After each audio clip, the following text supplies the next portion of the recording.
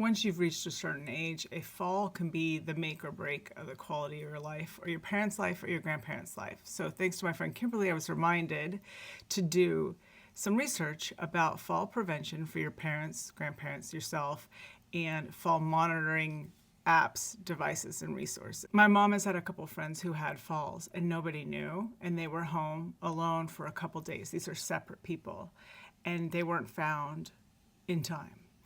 I have other friends who've lost parents because they fell, broke a hip, went into surgery, but got an infection post-surgery, and they didn't make it.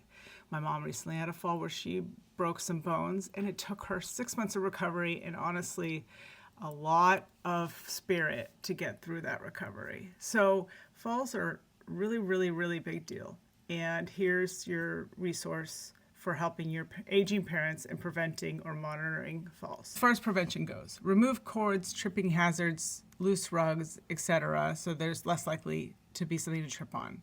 Install grab bars like on stairs, showers, etc. Make sure everything is well lit so there's no issue with not being able to see it. Organize frequently used items to be within reach so there's no reaching and climbing issues. Wear non-slip shoes with good support, so that probably means slip-ons, open back, Crocs, whatever, are probably not that supportive once you've reached a certain age and a certain instability.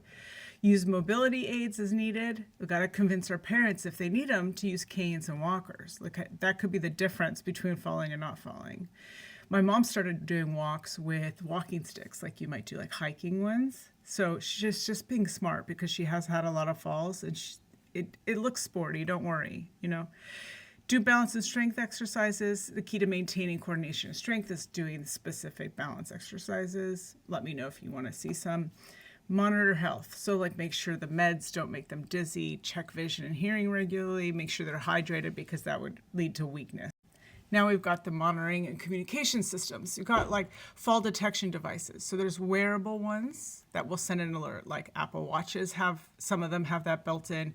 Medical Guardian is a brand, Life Alert we all know about, Philips Lifeline, and there's other smartwatches that'll do that.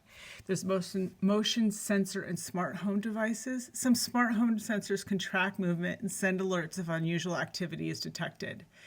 You can install cameras with privacy settings in key areas but non-invasive areas. Some of these cameras will detect if there's sudden movement, unusual movement, or no movement.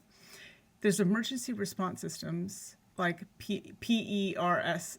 It's Personal Emergency Response System, like a wearable panic button. There's voice-activated assistants like Alexa or Google where they could call out and say what they need.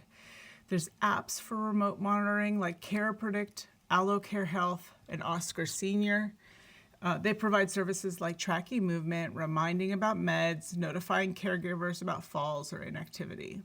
And then this is what I do with my mom, which is the daily check-ins, daily text or call check-in or arrange a community's check-in system. My mom and I do a daily text, so I know that if she doesn't respond to mine, then I can send somebody to go check on her within a certain amount of time so that I know if she's fallen within that window, she'll be okay, hopefully, but that it won't go day or 2 or 3. And the other thing we've recently done is install some railings. That's much needed, and she has started using walker as needed.